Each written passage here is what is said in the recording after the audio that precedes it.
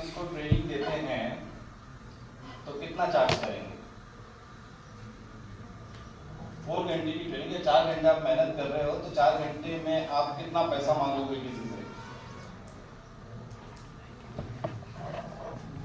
एक अंदाजा बता दीजिए। सोचिए आप लोग। 10,000 15,000 10,000 15,000।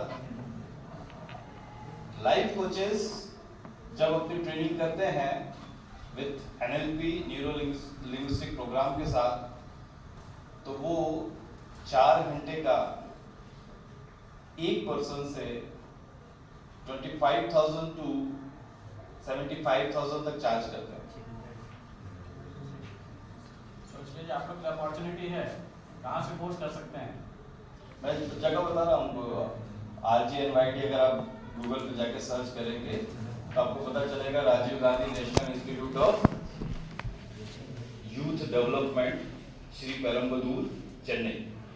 और वहाँ पर बहुत सारे और भी कोर्सेज होते हैं जो लाइफ स्किल्स से रिलेटेड होते हैं। लाइफ स्किल्स के बारे में कितने लोग जानते हैं?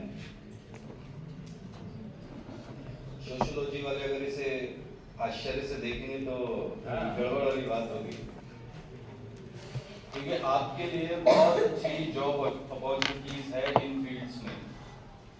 आप क्लिनिकल साइकोलॉजिस्ट बन सकते हैं, आप काउंसलर बन सकते हैं, आप पेरेंटिंग के काउंसलर बन सकते हैं। अभी मैम जो आपको बता रही थी कि आप जो है मैरिज से रिलेटेड काउंसलर बन सकते हैं, आप लाइफ कोच बन सकते हैं। और अगर आपको ये लाइसेंस के साथ काम करना है तो आप बहुत सारे कोर्स अवेलेबल है जो केवल 7 दिन के कोर्सेज होते हैं, काफ़ी महंगे होते हैं, लेकिन अगर आप वो 7 दिन के कोर्सेज कर लेते हो और उसके सर्टिफिकेशन कर लेते हैं तो ऑल इंडिया की जो संस्था है वो आपको प्रमाणित कर देती है कि आप एज अ काउंसलर काम कर सकते हैं। और अगर आपको पता करना है कि काउंसलर की क्या वैल्यू है तो आप किसी भी साइकियाट्रिस्ट या किसी भी मनोचिकित्सक के क्लिनिक पे जाइएगा और उनसे कहिएगा कि सर मुझे थोड़ी काउंसलिंग करवानी है।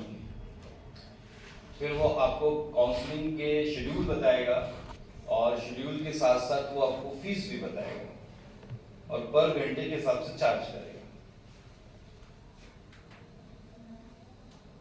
यूएस में सेकेंड नंबर पर क्लिनिकल साइकोलॉजिस्ट की आवश्यकताएं हैं और पहले नंबर पे किसकी पता है? किसकी है?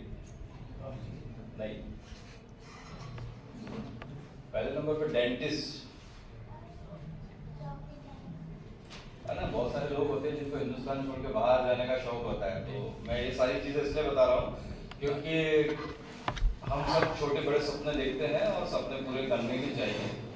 और अक्सर ये होता है कि हम भेड़ बन जाते हैं। भेड़ के बारे में पता है आपको? यस और नो? यस। क्या करती है भेड़? आगे जो चल रहा है, जो लीड कर रहा है, उसके पीछे सर झुका के चलती चली जाती है। किसी ने कहा कि सोशियोलॉजी में एमए कर लो, उसके बाद पीएचडी कर लेना या नेट स्लेट क्लियर कर लेना तो कॉलेज में प्रोफेसर बन जाओगे, दैट्स इट। इसके अलावा सोशियोलॉजी करने के बाद आप क्या क्या काम कर सकते हो, या किसी ने ये भी दे दिया होगा कि एक काम करो सोशियोलॉजी में एमए कर लो और उसके बाद अपनी एक एनजीओ चालू कर देना और एनजीओ के माध्यम से आपको थोड़े से फंड्स वगैरह मिल जाएंगे। बस खत्म?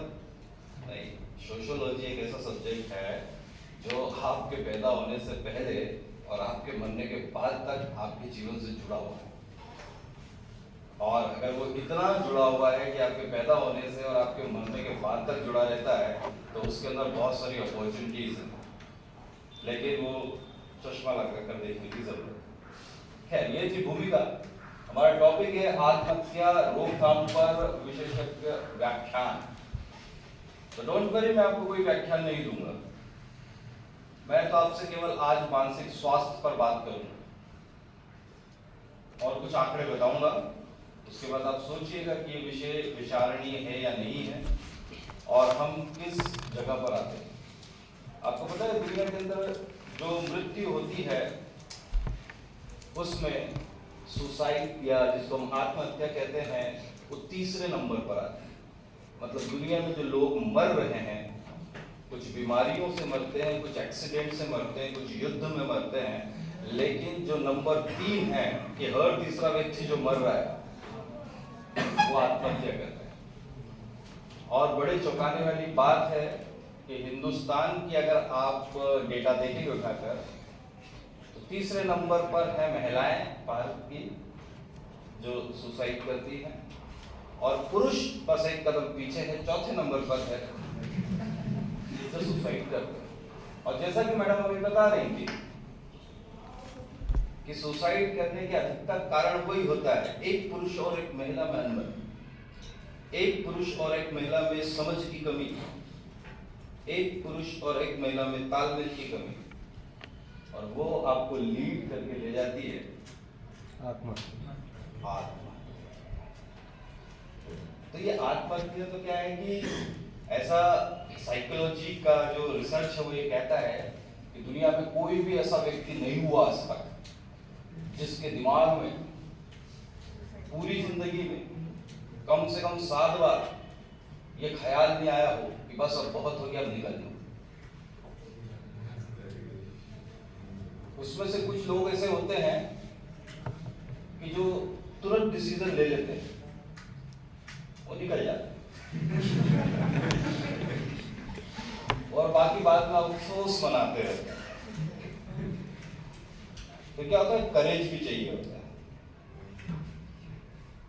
तो खैर मैं आपको रोकथाम से संबंधित बात बताऊंगा, लेकिन पहले हम एक टेस्ट करते हैं कि हम कितने मानसिक रूप से स्वस्थ हैं।